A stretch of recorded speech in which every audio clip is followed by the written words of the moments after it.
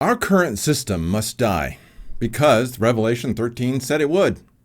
But it is ironic that our system would perish because we shot ourselves in the head. Yes, it was already dying, but did we stop to think through the consequences before we pulled the trigger? Of course, I say we when I should include the elites. They helped us pull the trigger instead of trying to turn us away from self-destruction. How ironic that our dear leaders would have helped destroy the very system that they wanted to enslave us with. Welcome to the Shotcast. I'm John Little, recording on a cool Tainan evening on Saturday, March 28th, 2020. Before going on, hit subscribe and click that bell to receive a notification when the next Shotcast happens. And if you like what you hear, hit the like button.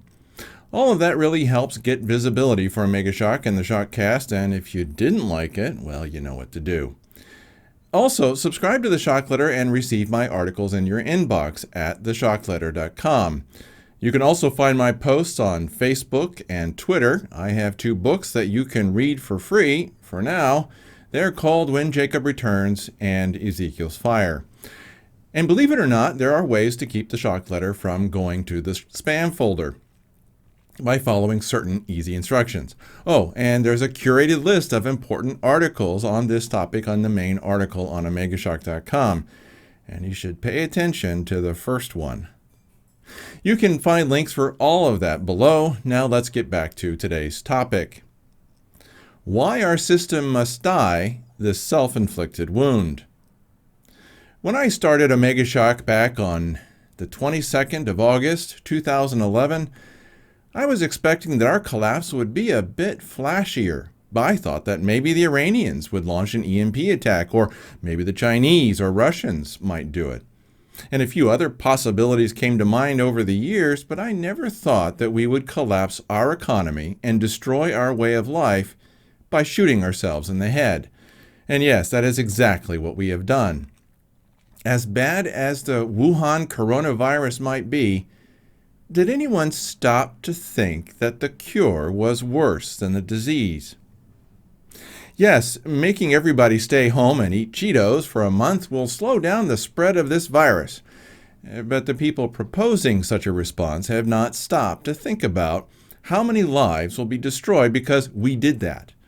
And yes, economic collapse causes death and destruction on a massive scale. Do any of you remember World War II? That came straight out of the Great Depression. Well, we have just launched something that historians will probably call the Greatest Depression, or something like that. We took a global economy that was already moving into a recession and dropped a bomb on it. We have blown up almost every supply chain that affects our daily lives. We have forced businesses to lay off all of their employees and close forever. What businesses that still survive probably won't last much longer. Worse, those who still have a job will stop buying anything except the bare essentials. Why is this worse? Because all economies work on some principle of trust, and that trust is failing. In fact, the whole idea of civilization is based on trust. You are willing to live close to your neighbors because you trust that they won't break into your house and rob you of everything that you have. You go to work every day because you trust that your boss will pay you for your time and effort. You don't keep 3 months of food at home because you trust that the grocery store will always have enough meat and vegetables. You keep your money in the bank instead of under your mattress because you trust that the bank will keep it safe. You drive a car to work because you trust that no one will have a meltdown and try to run you off the road. When that trust dies, civilization dies. Right now, that trust has begun to die. Just look at those who are fighting over the last roll of toilet paper or that last bottle of hand sanitizer. Look at the bottles of water flying off the shelves, and now we have people grabbing all the hydroxychloroquine that some people need to stay alive. Those are just the beginning signs of a collapse in trust for the system. Once people are released to go back to work, if they still have a job to go back to, their outlook will have changed. Those with jobs will look at those who lost theirs and worry about losing their own. They will take steps to drastically reduce spending, and that reduction in spending will ripple through the economy. When people stop buying, companies go out of business. This leads to an increase in unemployment. When people are unemployed, they stop paying their mortgage and their credit card bills. They default on their debts, and debt defaults cause banks to fail. And bank failure causes people to pull their money out of those banks that haven't failed, which causes them to fail. The bottom line is that optimism breeds an expanding economy. Pessimism breeds a shrinking economy. That's how things work in normal times, but these are not normal times. In fact, before the Wuhan coronavirus, the global economy was already in bad shape. Freight indexes were down. The price of oil was down, a big sign of recession. Chinese banks were failing. Countries on the edge of the system were struggling. The U.S. Federal Reserve and European central banks had brought interest rates to the lowest point in history. And then the virus hit. Our dear leaders should have known that shutting down the economy would lead to economic devastation. They should have known that closing businesses and schools would destroy the livelihoods of everyone. So why did they do it? Here's the short answer, quote, "The wicked flee when no man pursueth, but the righteous are as bold as a lion." Proverbs 28:1. Since the people of America and Europe have become corrupt, their ability to withstand fear has declined. Our willingness to risk our lives for the good of others has also declined.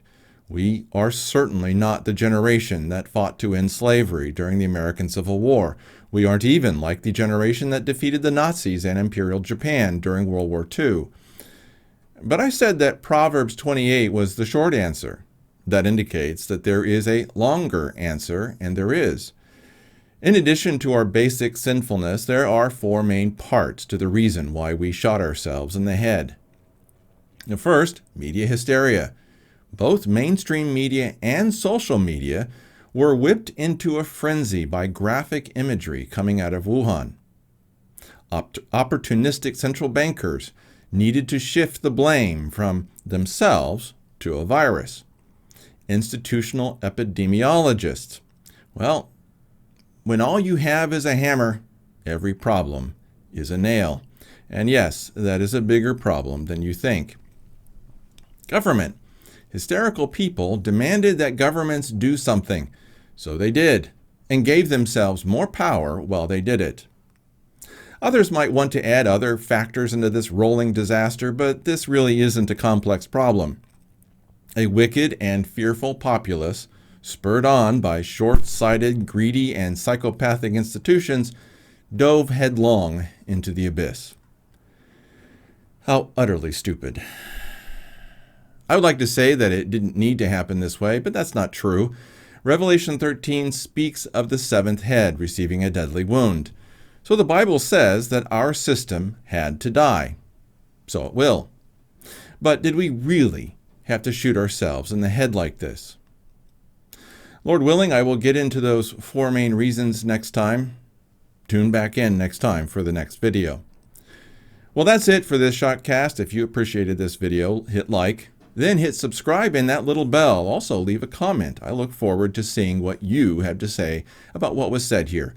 Your input is truly welcome. You can also get my articles and updates in your inbox through the Shock Letter at theshockletter.com and read my books for free, When Jacob Returns and Ezekiel's Fire. They just might save your life.